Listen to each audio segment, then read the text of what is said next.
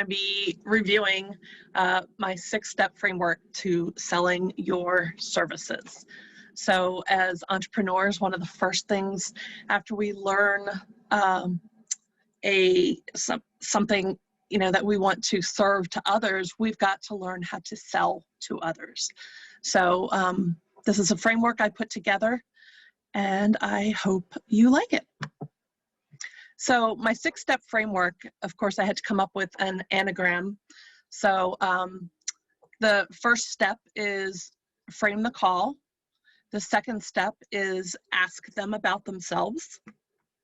The third is share something about yourself. The fourth is the connection. Next step is engage, and this is where you'll pitch your services. And then finally, you're going to restate and close the call. And I'm just going on the assumption that this is discovery calls that you would make selling your services. So a little bit about me. Who am I? My name, as I said, is Megan Flanagan. I have been in retail for over 30 years selling, buying, and planning. What does that look like? I have worked all over the world teaching others how to sell. My last job was at QVC, and it's now over a $10 billion TV internet streaming retailer. I spent a little over 11 years there, so I learned a ton about the art and science of selling. And they have been doing it for, I want to say, close to 30 years now, and they're the most successful TV retailer in the shopping channel in the world. I am also the founder of 609 Digital Marketing Company, and I coach female entrepreneurs on sales, mindset, and business. One of the things that brought me to teach others how to sell, I had always resisted the thought of being a salesperson, being labeled that, because I think we all have our own connotations of what it means to be a salesperson. Most people conjure up the used car salesman, and we don't have good thoughts about that. Or you have thoughts about going into a retail store and somebody is just clingy to you, and they're just, you know that they're selling to you because they have to hit a quota or they have to make a sale for, their goals. But it's not, there's something that's not genuine, and you can feel it. It's a gut feeling you get when people are not genuine. So one of the things that I had the pleasure of doing was working for some really great retailers all over the world. I started out working for the Gap, and the Gap is one of the top retailers in the world. And the reason I mention that is they really nailed down the art of selling and adding on sales. So if you've ever shopped at the Gap, they used to be very sales driven. And when they sold a pair of jeans, they were known for their denim. When people would go in there for denim, we would always upsell them. So it was very much, they took the approach of, like McDonald's, there's a joke, would you like fries with that shake? But McDonald's ingrained that sales tactic in their people worldwide. So at the Gap, we would always sell t-shirts with jeans, and at the end of the day, adding on sales like that was a great it was a great tool to use as a seller. Anyway, I bring that up that I worked for the Gap because it's very interesting. It was a very heavy sales driven company in the United States, but I got the opportunity to go over to the UK and work for them. And I'll share this opportunity with you because I think it was very eye-opening for me, and it was very eye-opening 20 years later when I started doing social media. So over in the UK, if you don't know, when you go into a shop, the British do not expect a salesperson to greet them. They do not expect a salesperson to speak to them.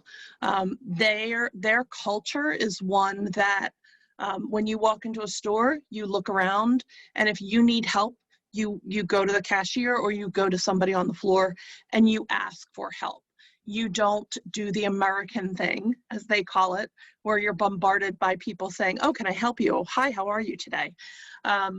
So it was very interesting when I went to go work for the Gap in the UK. We were opening up Gap and Gap Kids stores in London, and it was my job as one of the managers of the store to train people in the UK how to sell like a United States, like an American. And of course, this was like they were not having it. They were like, we do not do this here in our country. You Americans are crazy. Yes, they wanted to work at the Gap and get paid, but they did not want to sell like Americans. So as a manager, it really kind of brought me to think, I am, as it said, queen of problem solving. I had a problem that I needed to solve. I needed to do what my boss told me, which was sell product and train people how to sell product. And then I needed to listen to my staff and them say, no, this is not how our culture works. This is not how we do things here. So, we ended up, long story short, meeting in the middle, and we made it work. We were one of the highest Gap Kids stores on Oxford Circus. In fact, the store is still there, and it's one of the top stores in London to this day. So, and I share all that with you because I think as we go through social media and we're selling our services, whether you're a coach, whether you're a marketer, whether you're a website designer, you've got to know who you are and you've got to know who you're talking to. So, and then I'll go forward with the presentation so you can find out more. So one of the things when you're doing, I'm just going to dive right in, when you set up a discovery call with your future client, one of the things I recommend to people is you need to frame your call. And what I mean by that is an hour before you get on the call with whomever you're talking to, make sure you've done your homework. And I like to do it the day before, but sometimes work is the way it is. And this is why I always block an hour out before I do a call in case I need that time to be a detective. I like to know who I'm talking to. There are some people that say, don't ask all the questions on the call. Don't worry about finding out all the information you can prior to the call. And I'm just going to share what works for me. So an hour before the call, I find out who I'm talking to, and I'll use myself as an example. If I have a discovery call with a person who's interested in social media management or digital marketing, I have like a client avatar sheet, and I have a list of questions that I will ask myself before I get on the call with them, and then I will ask them when I get on the call with them. So like one of the questions I need to know before I get on the call is, who are they? What is their business? What have I found out about their business? Have I found out how much revenue their business does? Which there are some ways you can find that out on the internet. So, how many employees do they have? What do I perceive as their pain points? And I find that out, but I don't assume that I know their pain points. But again, I share all this because you want to do some pre-work. You want to be prepared for the call. And I like to say, if you know me well, you'll always hear me say this phrase, be a detective. Like really look around, look under rocks. Don't just look at the first 3 things you find out about somebody. Don't just go to their website, their LinkedIn, and their Facebook page. Dig deeper.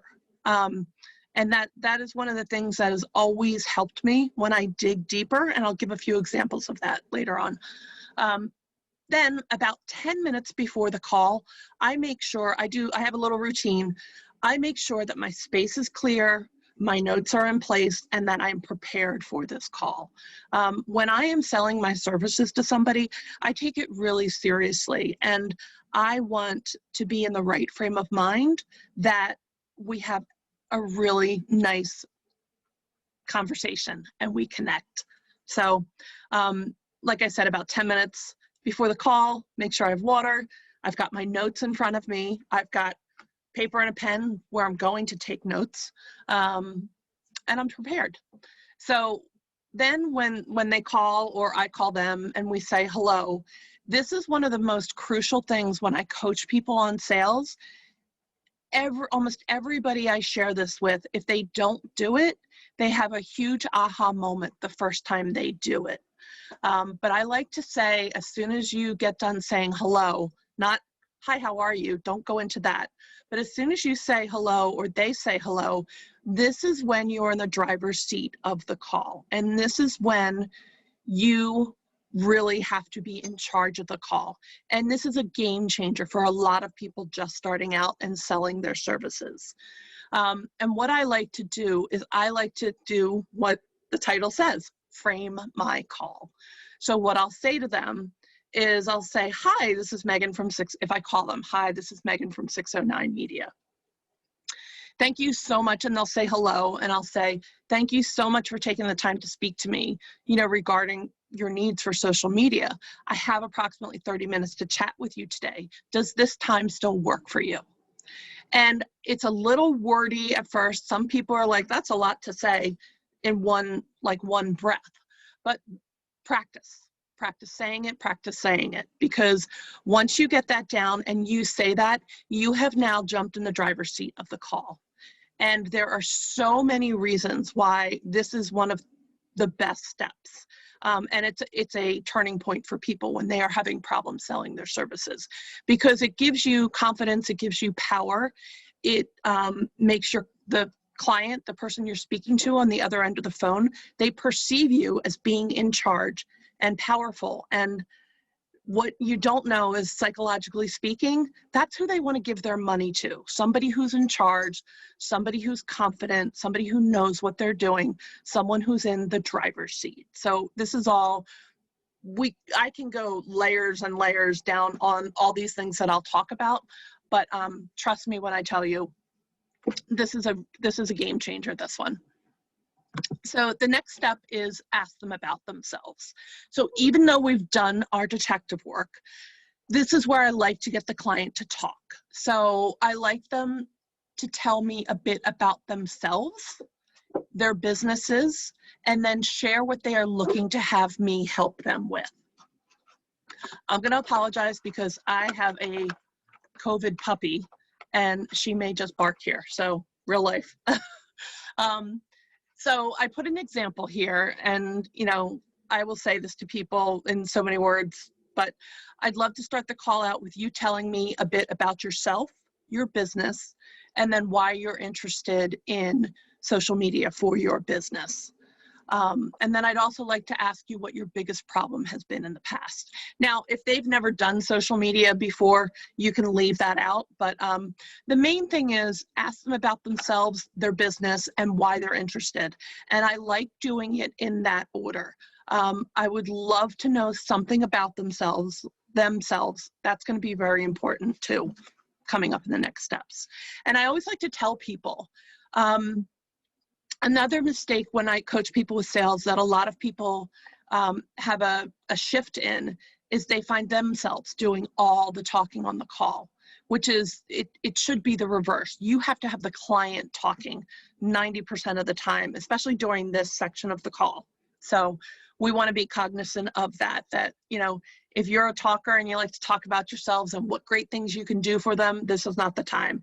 Like, shut your mouth, close your lips, tell them in this order. Again, you'd like to know about them first, put the client first, future client, then ask them about their business, then ask them why they're interested in talking to you. So, and there's a reason for the order of those questions as well.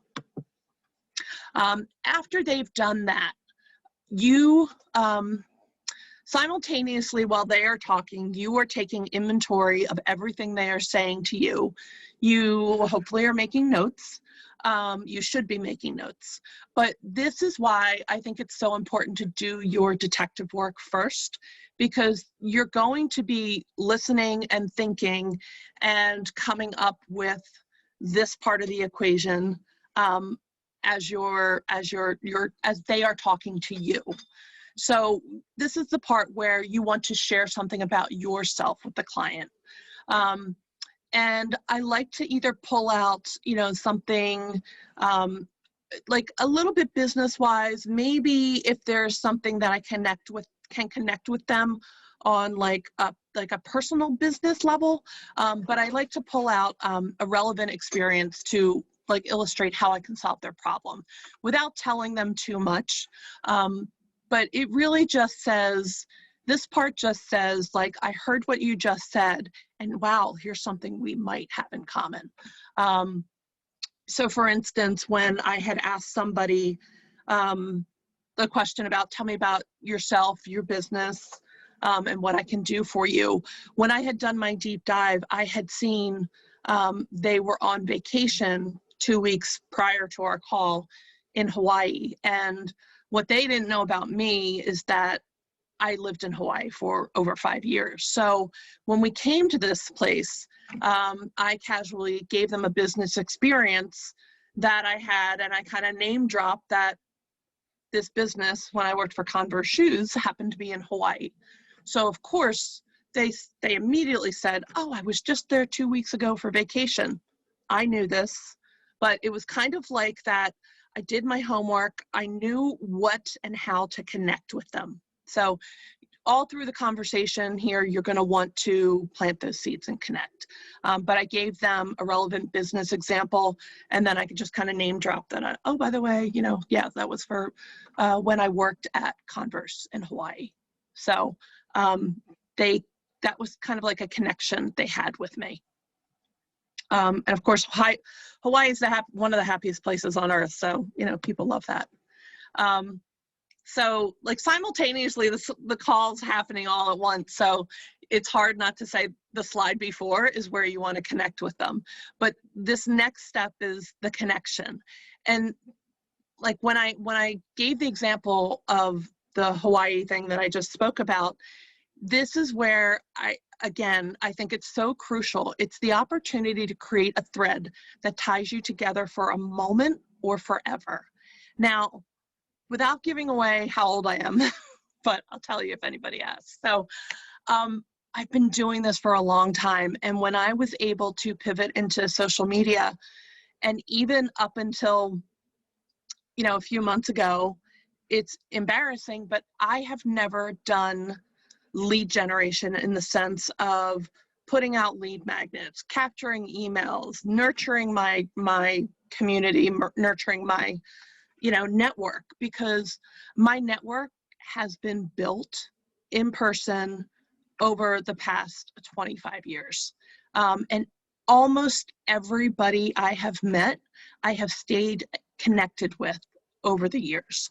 And that's why I think it's so important that, when you meet people and you're potentially doing business with them, even if it's only for a 3-month project, when you connect with them, they will never forget you. And when they need you, they'll reach out to you. And when a friend needs your services, they will tell that friend to call you. So this is why I think this connection piece is so critical.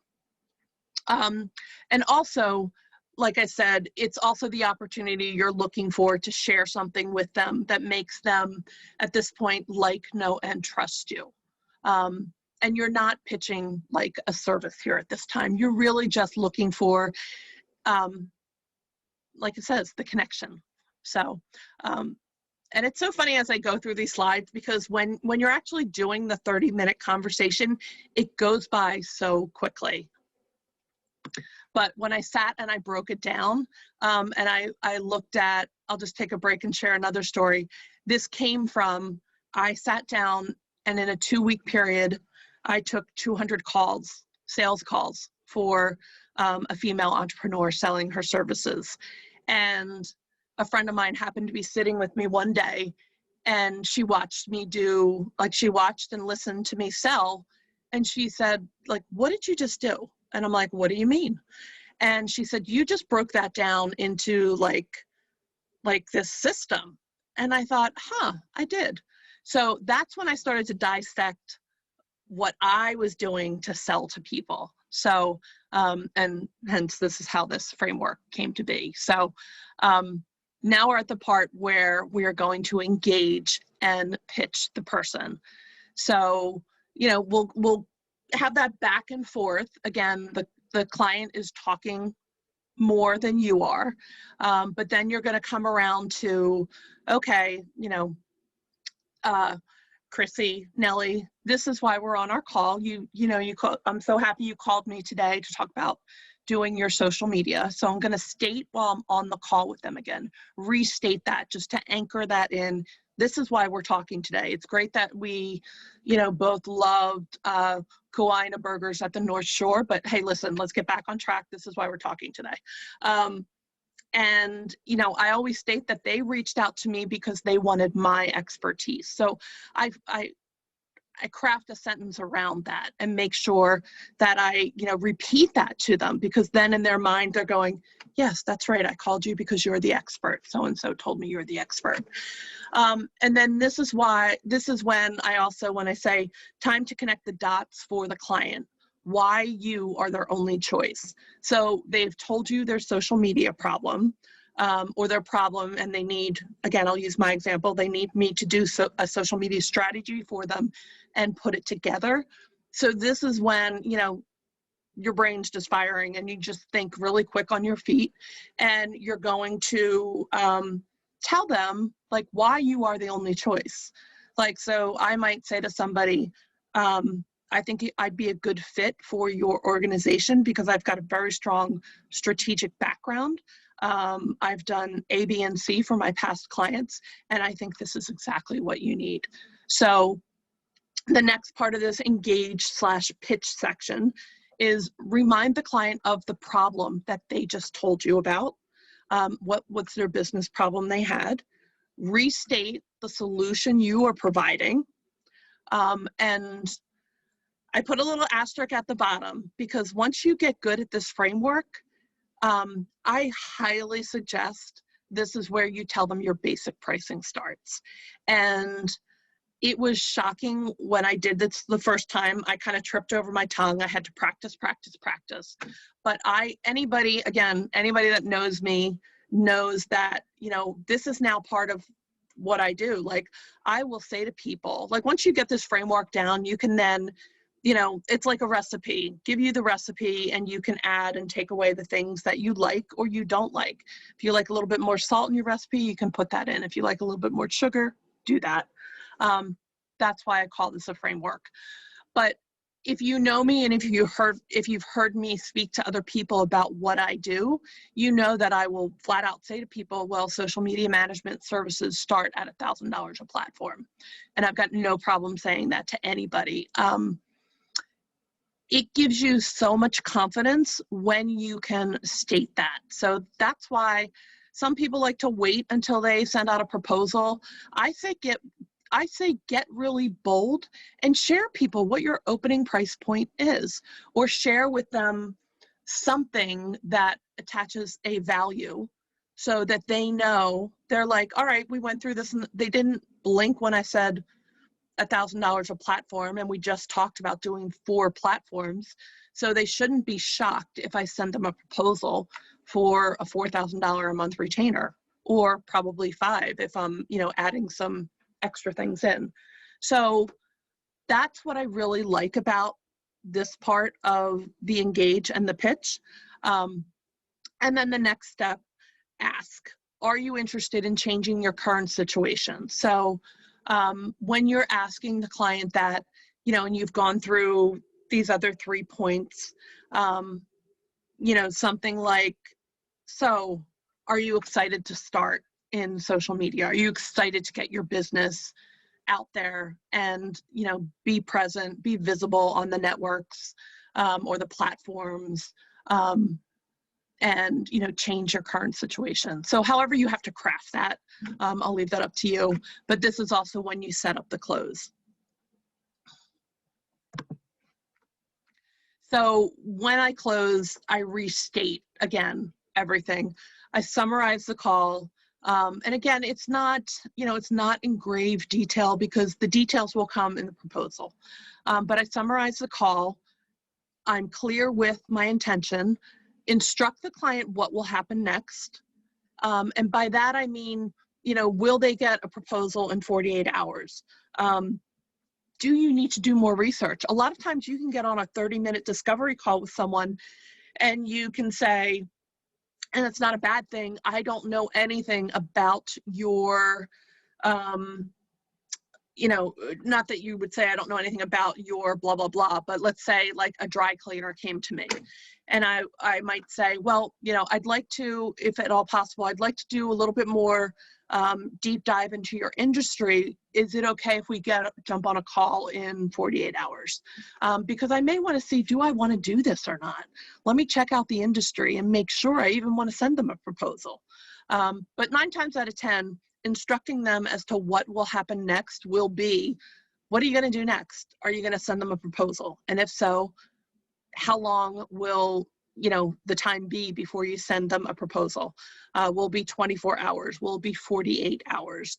Are you talking on a Thursday and you take off weekend, so you tell them you will send them a proposal Monday? But be really clear about what will happen next and what they should expect.